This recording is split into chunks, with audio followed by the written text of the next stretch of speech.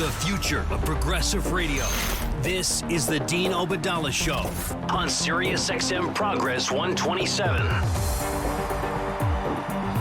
And welcome back, Dean Obadala Show. We're live right here, Wednesday, August 21st, in studio at Sopan Deb, New York Times reporter. Before that, CBS News on the trail covering Donald Trump. He's been on before. He's also a very funny guy, does comedy with us.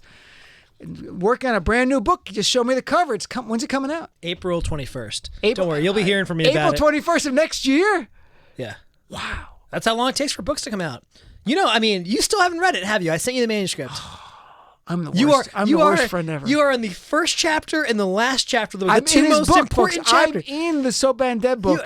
And he didn't even read it. If there's something inaccurate, I forgot about it. I forgot. It's not personal, buddy. It's not personal. I got a lot to cover. We probably want to take a few phone calls here and there in between topics. Let's start out here. The big story that Donald Trump said this about loyalty to being. Let's play yesterday's clip. Is clip number 1. I can't believe we're even having this conversation. Where has the Democratic Party gone? Where have they gone where they're defending these two people over the state of Israel? And I think any Jewish people that vote for a Democrat, I think it shows either a total lack of knowledge or great disloyalty. You know, there was the earlier part of that comment that didn't get any press, the idea that what are the Democrats doing defending these two Americans over the state of Israel? It doesn't matter what country, any foreign country. Imagine some president going, why are you defending these members of Congress over Italy? What's wrong with you? Only with Israel does it, for some people going, well, that's true. No, it's a foreign country. Why would you even, for the anti-Semitic stuff is something we'll touch on in a second. But that first part to me is stunning because it's Trump's mind just working normally. He's just revealing his inner thoughts about how he thinks about things. And I'm like, why would it surprise you that Democrats would support an American over any foreign government? You know, I had a good... Yesterday, you know, Trump makes the comments that... With the comments from the updated ones they said today... I have that today. I'll play that for you in a second. This was last night. And the RJC comes out with a statement. So this is the Republican Jewish Coalition. And they come out and they say... essentially that they agree with Donald Trump. And then that he wasn't saying what he really was saying. He was essentially saying that they were being disloyal to themselves. What the initial RJC statement was. Well, today that ruined that. And then Trump comes out. We'll have to play that. Here's clip number 4. Here's today. So I have been responsible for a lot of great things for Israel. In my opinion, the Democrats have gone very far away from Israel. I cannot understand how they can do that. They don't want to fund Israel. They want to take away foreign aid to Israel. They want to do a lot of bad things to Israel. In my opinion, you vote for a Democrat, you're being very disloyal to Jewish people, and you're being very disloyal to Israel. And only weak people would say anything other than that. And then a reporter said to him, but critics are saying this is anti-Semitic. And here's Trump's response. Here's clip 5. Just a quick thing. I haven't heard anybody say that, just the opposite. I think that if you vote for a Democrat, you're very, very disloyal to Israel and to the Jewish people. Look, people, I mean, Jared Kushner had to tell him. In fact, Jonathan Greenblatt, the head of ADL, was on last night and in the morning before this statement, making it clear why this is anti-Semitism. And Trump knows that, but he continues to do this. Does it make any sense to you? Is it just the evangelical base? That's all he really cares about? So I was at a speech in 2016 where Trump, he was speaking in front of the Republican Jewish Coalition. And you were there for that one? I was there for that one. He actually got booed by the crowd for a couple things. And the first of which, he kind of equivocated a bit about making, I think it was Jerusalem the capital, which every other Republican candidate was very unequivocal on. But when he actually told the audience, this is in front of a bunch of Republican, in front of the Republican Jewish Coalition, he said, this is the quote. When the crowd started getting a little uneasy, he said, "You're not going to support me because I don't want your money. You want to control your politicians. That's fine. 5 months ago, I was with you. Quote, I do want your support, but I don't want your money."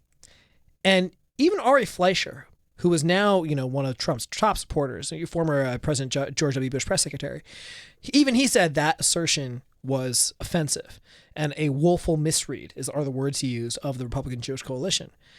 And 3 years later, the RJC kind of puts themselves, in front of Trump essentially. And then he comes out today and he essentially says their entire assertion about, he's talking about disloyalty to yourself. No. I meant to be very clear about that. And this is, I think, one of the things is when Donald Trump says something, there are a lot of people that try to give it the best read possible on any controversy. Muslims dancing on the rooftops of 9/11. Well, he didn't mean literally hundreds. He meant some. And then Trump comes out and says, no, hundreds. And if you're going to do that, know that Donald Trump is going to probably, there's a long history of this. He's going to undermine you. He's going to say, no, what I meant. And there's another one. If I recall correctly, I might be getting this wrong here, but he's talking about Obama and Clinton were the founders of ISIS. I remember that. And I believe a lot of people were like, his defense. Doesn't mean literally. Doesn't mean literally. And then Trump comes out. No, I meant they founded ISIS. I remember doing jokes about that. Like Hillary Clinton went off quickly. She snuck out and went to Syria. To me, the idea that the Jews are suggesting that they're not loyal if they don't do something politically and that they should show loyalty to Israel. To me, the reason it's so troubling as well is because as a Muslim, I've been accused of not being loyal to this country. Many. That's one of the go-to of the right-wing bigots. The same bigots who support Trump have accused me and every Muslim. They're not loyal to this country. And then Trump did it with the send her back thing with Ilhan Omar and Ayanna Pressley and Rashida and AOC. So the bigots go to this. You're not loyal. But this is very bizarre for Trump. He has to know now. Well, 80% of American those of the Jewish faith in America are Democrats. That's right. I mean, it's just... Steve Cohen, the congressman, made that point. 80%. I don't think when you say things like that, you're drawing over any new voters. I don't know. I mean, maybe I'm wrong. But look at you made the point the Republican Jewish caucus or coalition today are supporting Trump on this. Yeah. Which is unbelievable. They're actually Jews saying, yes, if you don't vote Republican, you're not loyal to Israel. Anyone involving the word loyalty, imagine Ilhan Omar or Rashida Tlaib had said something like this, like flipping it, like if you're Jewish and you're not loyal on any, because Ilhan Omar suggested it, didn't say it like this. They suggested it and they went crazy and made it much bigger than it was. Here's the RJC statement from today. We take the president seriously, not literally. President Trump is pointing out the obvious. For those who care about Israel, the position of many elected Democrats has become anti-Israel. When Tlaib and Omar talk loyalty, they're questioning American Jews' loyalty to the United States. President Trump is talking about caring about the survival of the Jewish state. So they're all in here. 3 years after booing him, they're rolling back Obama era regulations. It's the log cabin. What was you saying? Yeah, and they endorse him. Yeah. And I wrote an article last week for the Daily Beast. The New York Young Republicans, 2016. Publicly did not like Trump, very upset he was going to be the face of the party. Now they're so all in that they have Trump supporters like Mike Cernovich and Jack Posobiec, guys who have involved with white nationalism on different levels, on misogyny. Pam Geller just spoke last week, horrible anti-Muslim bigot who loves Trump. And they got as far as 2 weeks ago posting, and I wrote about this, what caught my eye, on their official Facebook and Instagram page, two of the leaders with a young white guy doing the white power symbol, with the okay thing. And they took it down when my article went up, of course, and we were trying to get the Daily News to write about it. I cannot believe the New York press was not interested in the New York Young Republicans, their turn on this. And we wrote about it for The Beast, and it got pretty good coverage, but we thought it would have spurred New York press to pick it up, and it didn't. But there it is. Trump has morphed the GOP to fit him. And if you don't like it, if you're not comfortable, you leave. Yeah. But if you make your living from this, you stay. I don't think that is necessarily... a lot of this Trump stuff is unusual. I don't think it's unusual that when a Republican is in office as the president, that Republicans morph to him. Like, there are Reagan Republicans. There are Bush Republicans. And now there are Trump Republicans. Generally speaking, at the end of the day, when you go to the polls, generally, I think in presidential election years, you're voting for the top of the ticket.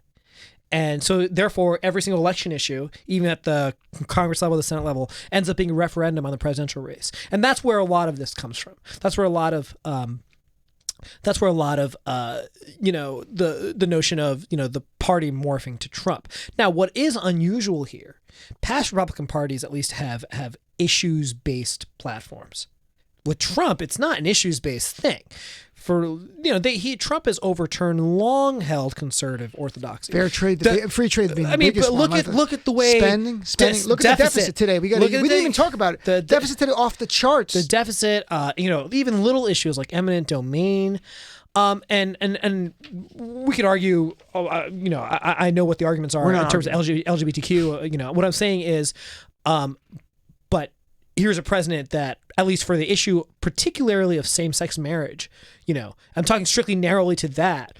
There's never been a Republican president that has been at least, tacitly okay with it, right? So he has overturned long-held GOP orthodoxies about pretty much on many issues, which is pretty interesting. The deficit, the projection, by the way, this was breaking news today, on a path to surpass $1 trillion under Trump. Now, the reality is, it's such a huge number, it means nothing. It's like playing a video game when you say $1 trillion to people. You can't. If you said you were going over the budget, $12,000 would make more sense to people. Like, oh my God, that's $12,000. I have to get an extra line of homeowners credit to pay those bills. But $1 trillion, but the GOP, how many times said no to President Obama and cited the budget as a reason? Yeah. And in the same time, this huge budget deficit's coming up, Trump is talking about potentially a new tax cut, buying Greenland, right. Like just spend. There's he's a spend and spend Republican. It's not a tax and spend.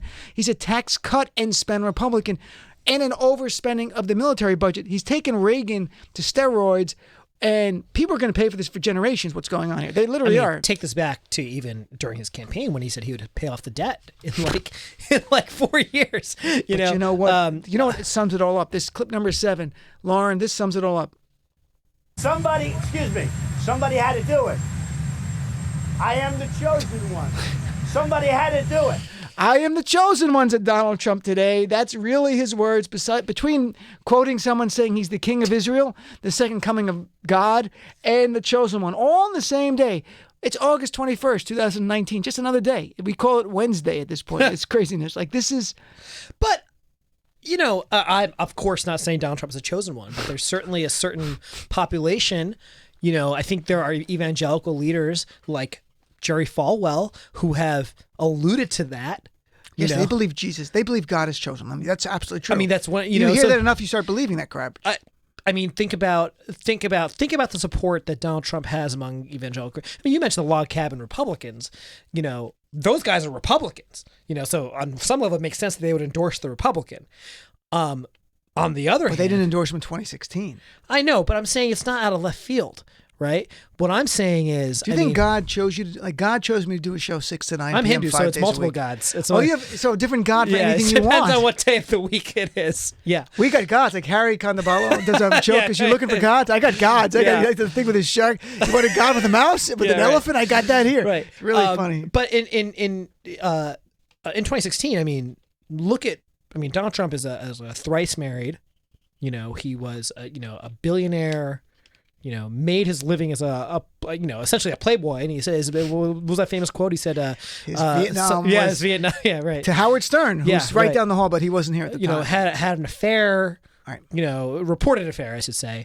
With Stormy Daniels after giving when his wife had a baby. Right after his wife had a baby. I'm just saying all that. Not only was it not a red flag to even evangelicals. They flocked to him even more than they did previous presidents. We've all sinned, don't you know that thing? And we've all changed. But he was to deliver what they want, and their dream is Christian Sharia law. What was that quote? I think someone said, I think it was Falwell, that, we wanted Jimmy Carter in the pews with us. We didn't want him, as the one to follow. Oh, that's interesting. So, all right, let's take a break. We got to take a call or two, but when we come back, though, I want to play, because you were slammed by Trump. Today, Trump went after Peter Alexander. Yeah. I want to play that clip. And when Trump came after you on Twitter, he was just a nominee, but still the nominee of a major party. Yeah.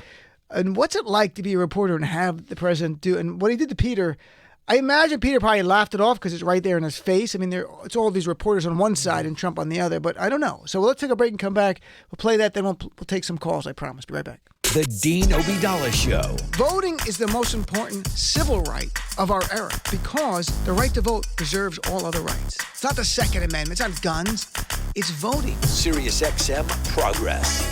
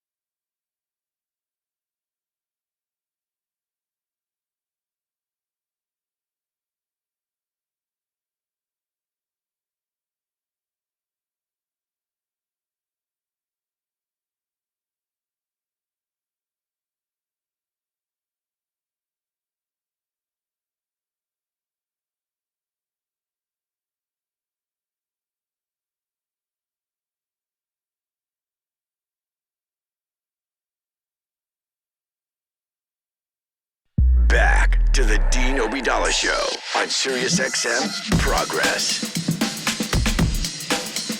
And welcome back, Dean Obeidallah Show. We're here with Sopan Deb for the New York Times, author of a new book coming out in April. We're getting ready for it. So here is Peter Alexander today getting slammed by Trump. You can't really hear the reporters' questions because they're not mic'd the same way, and there's a helicopter behind it and whatever. Here's clip number 8.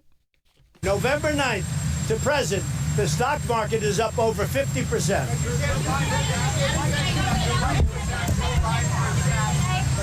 This guy is the most biased reporter, NBC. You know, I made a lot of money for NBC with The Apprentice, and I used to like them, but they are the most biased. Peter is such a bias. You should be able to ask a question, same question in a better way.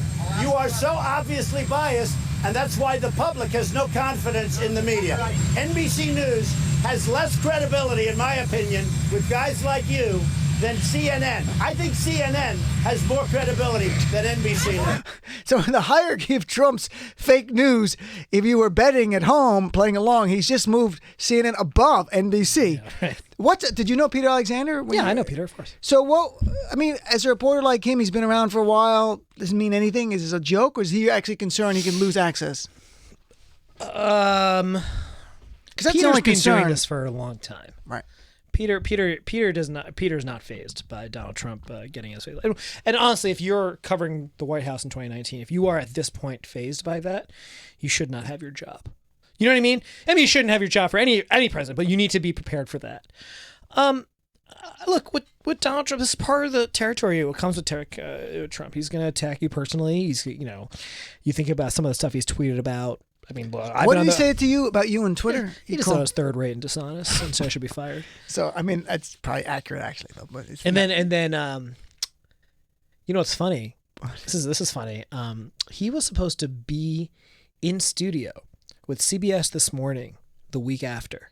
After that event with you, when before he sent out the tweets, it was already scheduled, and he had done it for. We'd been trying to get him on for I think months, and he hadn't done it yet. And then he sends out those tweets, and he cancels on CBS This Morning, the network. Oh, wow. And they never. I don't know if he ever ended up coming in. Did they hold you responsible, like Sopan Deb? No, I worried about that. I will say, I think at other networks, I think that's more, that's something reporters worry about, but not CBS. They didn't care. And frankly, I think any network that does care about that is By the way, you should be worried about your job at New York Times. You hear what Trump said today? Here's clip number 9. Well, I think the New York Times now has totally lost credibility. They've given up on the Russian collusion delusion, and now what they're doing is they're trying the racist deal, and that's not going to work because I am the least racist person ever to serve in office, okay? I am the least racist. And let me tell you, in 6 years, or maybe 10 or maybe 14, right? In 6 years, when I'm not here, the New York Times goes out of business very quickly. So you got 6 years, or 10 or 14. 6 or 14? The other one, I'm not quite sure what the 10 or 14 meant. Is he actually thinking about contemplating staying? But in 6 years, you're out of business. I'm sorry. I think everybody should buy my book just to give me a little cushion here, please. I mean, I don't even know what to say to that because it's like he's done that for so long, for so many years. New York Times is actually doing well from what I've read. Yeah, we're doing great. And I'm not saying, but that doesn't make his comments any more or less, accurate or acceptable, right? Even if we were struggling with subscriptions, that doesn't make, the work we do less valuable. The fact, look, has the New York Times had its hiccups over the last couple of months? Of course. Have we had our hiccups over the last century? Absolutely. Have we gotten every story correct? No, we have not. No news outlet has. But, but Donald Trump routinely criticizes stories that are accurate, and so look, there's not much new to say about Trump going after the Times or the press because he's been doing it for so long, and this is just what he does, and we shouldn't normalize it, we shouldn't, but at the same time, what can you say about it? As someone who's been. Why do you think though his relationship with the New York Times is so bizarre? Because David K. Johnson's been on and talks about how much he loves the New York Times. Yeah. Bill Carter, I talked to Bill Carter, who used to write for entertainment section. Of course, yeah. He said Trump would call him up all the time And he loves and of course Maggie Haberman is the famous example of how he loves the New York Times. And I don't know how he really views Maggie Haberman because when he tweets, it seems like a guy who's it's transitory anger, and the next day if he likes you, he still likes you. Yeah, it's tough to tell. I mean, I think it's very well documented that he holds, the New York Times on some level in pretty high regard. Right. I think when you've come up in New York, when you've grown up in New York City and you run in a certain circle, I think, the New York Times, holds a special place for those people. That doesn't mean it doesn't hold a special place for other people. I just think for Trump, getting your name in headlines, at the New York Times is like it's a symbol of status for someone like Donald Trump. But if you're in there all the time for controversies, yeah, you might be you're not thrilled about that. So I don't know that I'm not inside Donald Trump's head, so I don't want to psychoanalyze here. But do I think he hates the New York Times? I don't know. He does. He gives interviews to the New York Times. I know, it's remarkable. Isn't it remarkable? He hosted A.G. Salzberger, our publisher, for a visit. And then he tweeted about it. That was supposed to be off the record.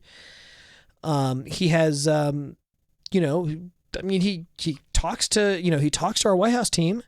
And I how much do you really?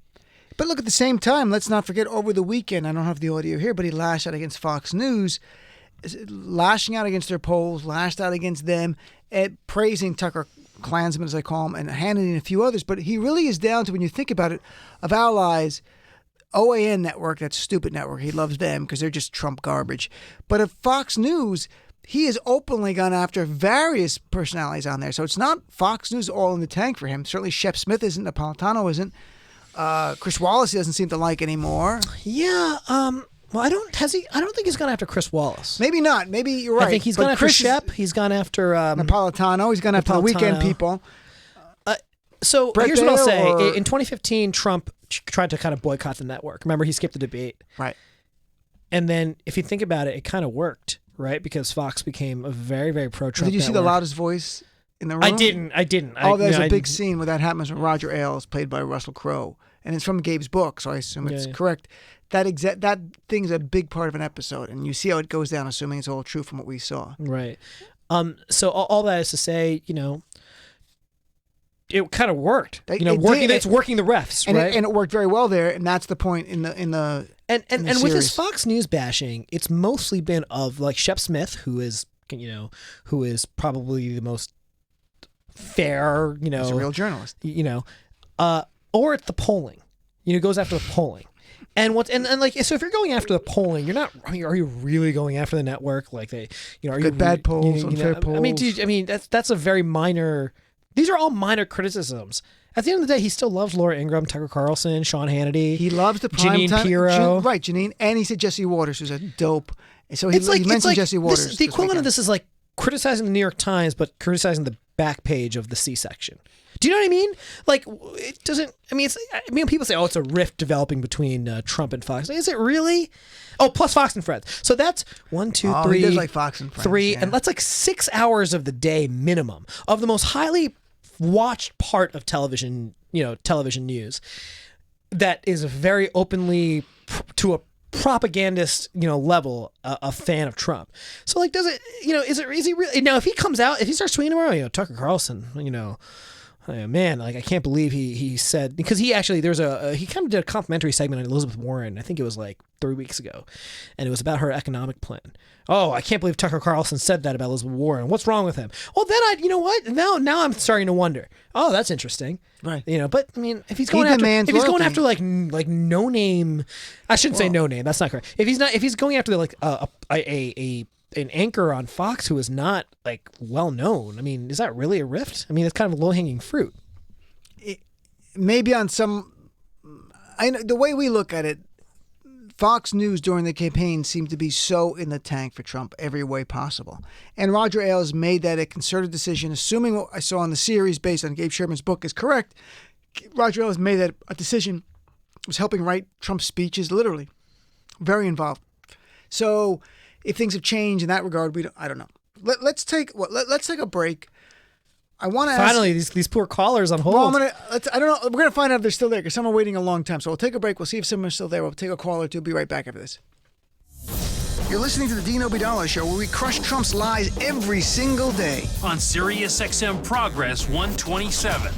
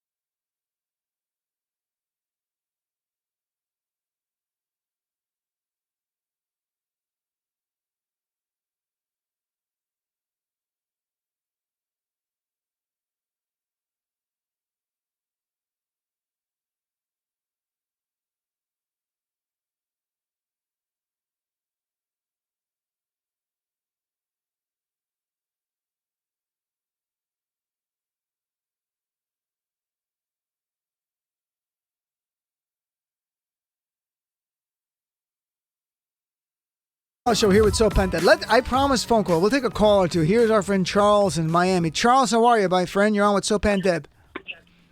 Hey, Dave, how you doing, man? Pretty good. How are you? I'm great. I hope I don't get in trouble, but if Trump is the Messiah, then he should be able to fend off this upcoming recession, right? That's right. If he is the Messiah, he should be able to walk on water and stop the recession. The chosen one. He is the chosen one, the self-chosen one. That's what he is. He's taunting the chosen people while he's the self-chosen one. This is unreal what we're watching. What do you think he's chosen for, Charles? Well, he's a lion and a cheat. If anyone chose him, I can assure you it was not God. It was another creature that's beneath the surface of the earth. It was the RNC. That's the RNC and the NRA. This is and the NRA. And I've been thinking of something over the weekend. And I think you are the perfect person to ask this question. Go ahead, I'm here. They're vilifying all of these immigrants, but people didn't come here and just walk in, different businesses and got paid under the table. Just like they rounding up all of those people in Mississippi, who I believe those workers were also suing that company. For all type of business malpractices that they were doing, even I think sexual advances on the job, right. Mm-hmm. All of that stuff. But anyway, make a long story short, we're not going after these employers, but but they're vilifying these people, and you have to look at it like this: the environmental destruction that they're doing, that they're causing with this global warming, is forcing these refugees, and that is the real culprit, and that this corporate media is not invested in, and people are just unaware of, because I look at it like this. As far as the people even trying to go to Italy, those migrants getting stuck on the ship, and after a couple of days getting, they're sick Right. or they're They just got let in. Right. But don't forget, China is depleting Africa of all its natural resources. You have a ship. You have a Chinese ship outside the eastern part of Africa. I forgot what part of Africa that was. And they're stealing the fish way out deeper in the water than the Do you know anything about this, Sopan? I don't. I don't know anything about this, Charles. I got to look this up. The one with Italy, I know. I saw it in the Times today how people were jumping off the ship and swimming in. They let them in today. What I'm saying is they're depleting Africa, and then what happens to those fishermen in that village when there's no more fish? Those people also Become refugees. You're right. What happened to the people in Syria? They had a drought. And that's why a lot of them left Syria and was migrating to Europe. Well, this is it's a lot of these practices that they're doing, destroying this environment, right? Pulling back. That's a great point. So hang on, Charles. Hang on for a second, Charles. Go ahead, Sopan. Well, I was just saying this is something I think the Times has talked about this quite a bit, but this is something that's something climate scientists warn of quite a bit, is that droughts and other forms of climate change will cause mass migration. Yep. I mean, that's something that maybe not now, but years, decades, centuries, especially, I mean, But you have I had some experts on immigration talking about El Salvador and Guatemala, or Honduras and Guatemala. Two of the three are having a drought that are really bad, and that's partly why more from those two countries are coming up here now than the third one. I can't recall which one is the third one that was not. So they are environmental refugees. It's not just violence refugees. They're environmental refugees. And this is happening, in our own country. I mean, you go out west. I mean, there's a great op-ed a farmer from California wrote. I think it was California, about how the drought in California, how climate change was affecting their profit margin, and how they're running out of water that they they would usually use to water the crops. So now they've had to use different types of plants, and et cetera, et cetera. So this is not oftentimes when we talk about Syria and refugees and blah blah blah, it sometimes seems far away from us because we live in this in this bubble, and we have we're far away from kind of war, at least when you're talking about in your own country. I mean, it's happening here. Sure. California's not that far away, No, Charles, I mean, you make a great point. And we've had two experts, Mustafa Santiago Ali, who's talked about it, and another guy, I can't remember his name, from Center of American Progress, who worked in the Obama administration, make that very point that not by Trump's denial of climate change, he's making the refugee crisis worse for the future, for now and the future. But there's no big picture to Trump. Trump's, whenever he has a struggle, he files for bankruptcy and moves on. We have to pay for his bankruptcy after this. So, all right, Charles, my friend, nice chatting with you. I appreciate it. So I want to ask you about something else Trump has said here. Mm-hmm. And do you think there's any concern here in the bigger picture or no? I mean, he said that the fake news media is doing everything they can to crash the economy because they think that will be bad for me in my reelection. And at the same time, he talks about the media, you're going to miss me when I'm gone, and that they need me. But look, if some people start losing their job and they don't believe it's economic reasons, but it's the media's fault, is there a concern there? Well, let me address the first thing, which is this notion that reporters are sitting around rooting for the economy to crash. When the 2000s recession happened, that really hurt the economy. Do you know what else that hurt? Newsrooms all across the country. Right. I entered the job market in 2010, and it was extraordinarily difficult for me to find work. Okay. And that's the case for a lot of people in my industry. A lot of local papers, even to this day, are shutting down. Okay. Because when you are going through a recession, what are you gonna cut? You're gonna not pay for your newspaper. Okay. You're gonna maybe cut the cord on your, So this notion that reporters are sitting around rooting for the economy to crash. They're not a bunch of us rooting for ourselves to get laid off. You know what I mean? Like it's absurd. We don't root against our own interests, and against the interests of everyday people, because of whoever's in office. So then what about the flip side of Trump saying the media needs me, and that if there is a recession, obviously it hurts everybody, unless you're in a unique career that actually makes money, like you're a bankruptcy lawyer. But what about the fact that the media, Les Moonves put it pretty accurately in 2016 that Trump is bad for America, but he's been great for CBS. And he it's a kinda great laughed. question. Yeah. Well, let's break that down. So look, the Times and the Washington Post and big newspapers. Well, the Washington Post doesn't need anyone because Jeff Bezos, but But needless to say, they got enough of a subscription bump Right. that they added a lot of staffers. And same thing with the Times. Sure. And a lot of people weren't buying subscriptions to like read my coverage of culture. You know what I mean? Like that's not what happened. But that's also translates to television, right? A lot of Certainly. the late night comedy shows. Although actually, in the grand scheme of things, late I night. get it. I mean, there have been producers at cable networks who have said if Trump goes away, that in all likelihood the numbers will go down and people will get laid off. They've told me. That could happen. And Right. so I think there's an interesting, you have to kind of wonder about what the future of news is but is it because of Trump or is it because of the policies and the way he has behaved that has caused people to be more engaged in politics?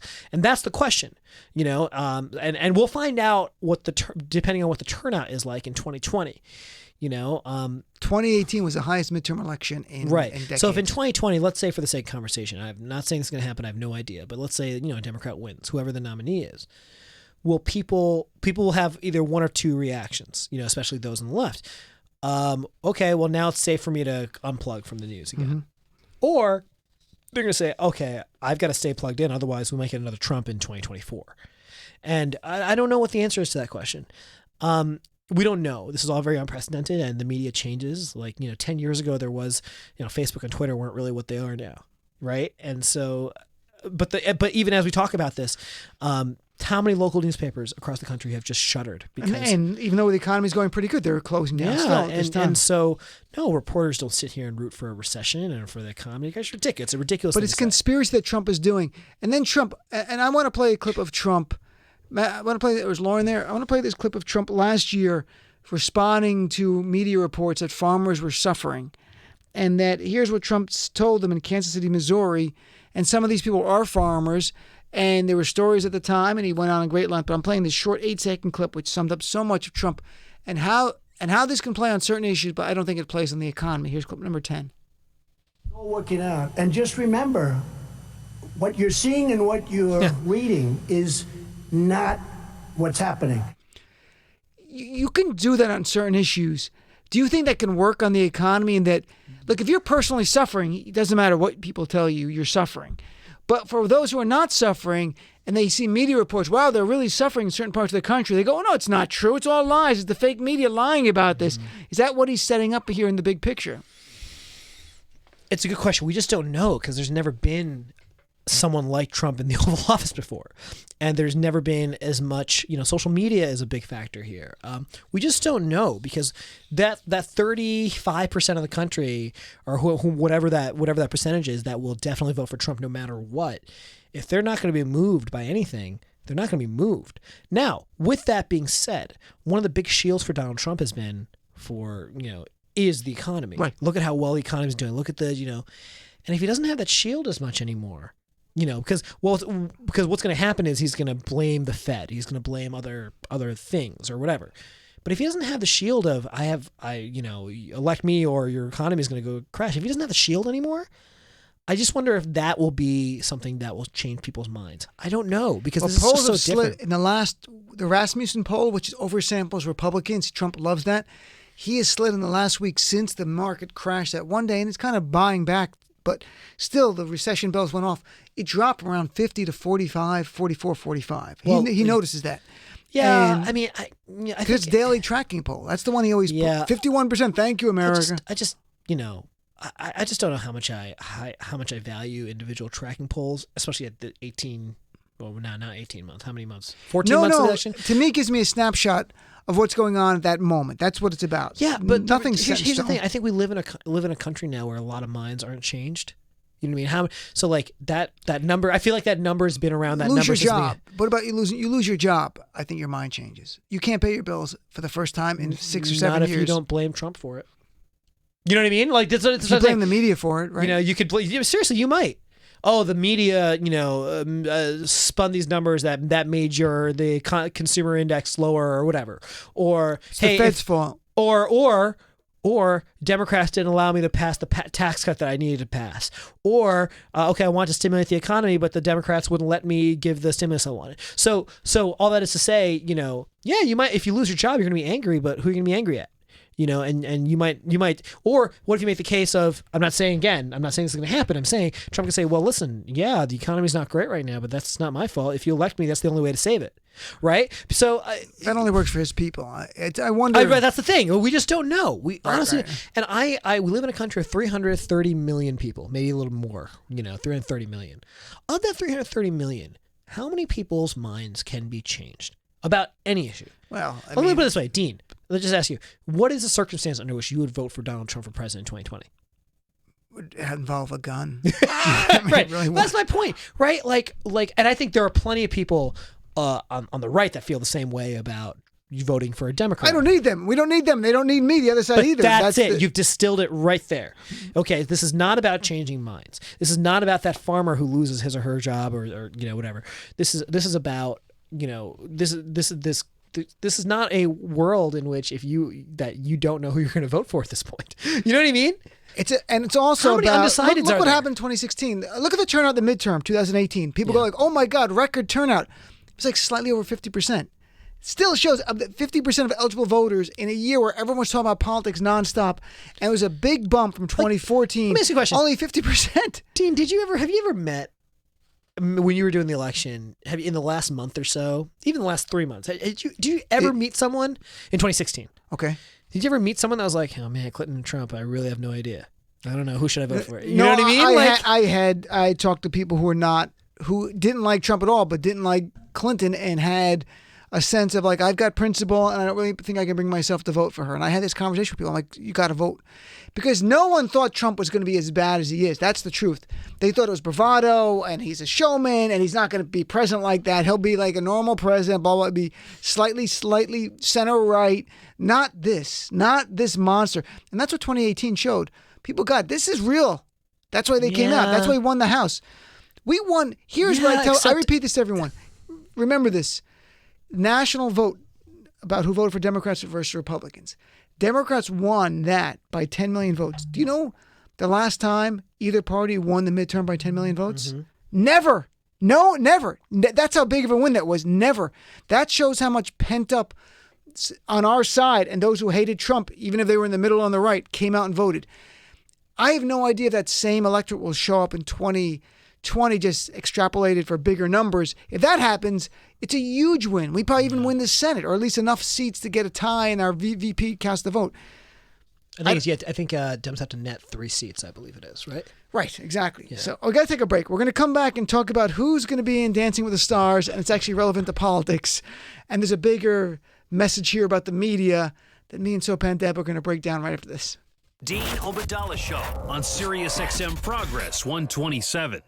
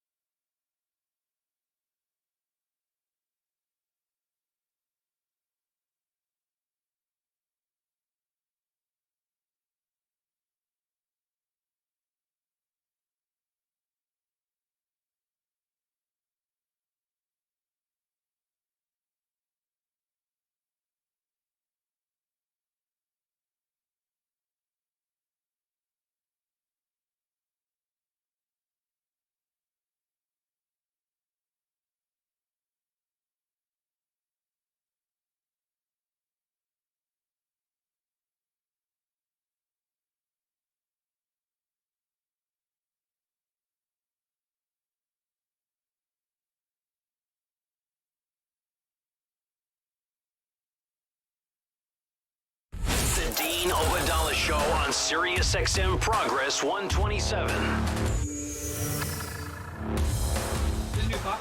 Welcome back, Dean Obadala Show, here with Sopan Deb, who I think just dropped his phone or something. I heard a noise. So, folks, guess who's going to be on Dancing with the Stars in the upcoming season, the same series that brought you. It's sort of, Dancing with the Stars is the halfway house back to credibility. Paula Deen was on it after her racially insensitive comments. Tom Daschle, the Republican who was indicted. They got Rick Perry, who was just whatever. And now, Sean Spicy Spicer is going to be, I'm not even kidding, folks, not a joke, on Dancing with the Stars. Donald Trump's first press secretary. So the message is, kids, if you lie a lot, you can get on Dancing with the Stars. I mean, what's the message ABC is sending here? I mean, look, he's just good for ratings in their mind, I guess. You know what they got out of today? You know what we're talking about right now? Right, Dancing with the Stars. You know what I mean? But look, this is a time-honored tradition going back decades. Corey Lewandowski, former press secretaries to go on Dancing with the Stars? No. I mean, I'm talking about just generally people that are widely credited, widely, known for not telling the truth, getting put in positions of prominence. I'll give you a couple examples. I mean, look at CNN. CNN's been horrible. Corey Lewandowski gets fired from the Trump campaign. Immediately gets handed a check to come talk about, quote unquote, talk about politics on CNN when he was just a paid spokesperson for the Trump campaign. Jason Miller. Widely, did not tell the truth, often as a spokesperson for the Trump campaign. Got a CNN contributor deal. And there's another guy, I can't remember his name, not Jeffrey Lord, another guy was for a short time that did something. It was a Trump guy and gone again. I mean, this is not unique to Sean Spicer. This has gone on for a long, long time. At the end of the day, what's the phrase? No press is bad press, right? And that has gone on. It's interesting. Media is about making money. I understand. Here's a good example. Anthony Scaramucci, okay, was on so many cable shows this week, because now he's suddenly anti-Trump. Right. Well, he was on different times before. I mean, he was on our show. Okay, but this week? No, a year ago we talked about. I'm just saying it was very amusing to me that suddenly now everyone's really interested in what Anthony Scaramucci has to say. Oh, now Anthony Scaramucci has, as if Donald Trump has suddenly changed his behavior. Trump engaged the battle too by going at him and made it newsworthy. If Trump ignored him, perhaps it gets a little story for a day. But Trump went after him over and over and over on Twitter. I mean, I just found the Anthony Scaramucci. The reality show is perfect. There you go. You got the Mooch versus Trump. I mean, this is a reality show world that we live in. The United States elected a reality show president. We didn't, but yes. He literally has a star on the Hollywood Walk of Fame. He has dozens of IMDb credits to his name. This is the world we live in. He did professional wrestling at one point. He did. Yeah, he's in the WWE Hall of Fame. This is the world we live in. No one should be surprised by the Sean Spicer thing, and no one should be surprised when Steve Bannon is next. You know what I mean? Oh my God, Steve Bannon. Sopan, we gotta go, my friend. Where can people follow you on Twitter? Sopan Deb at SOPANDEB. And if you like NBA, Sopan now is working the sports beat after politics and culture. So if you like basketball, follow him, especially the New York Times. Folks, thanks for tuning in. Tomorrow night, all new show. Of course, I'm on Twitter at Dean Obadala, Facebook.com/DeanOfRadio, or drop me an email. I sincerely love to hear from you. Dean at DeanOfRadio.com. Sopan, thanks for being here. Be back tomorrow, folks. Have a great night.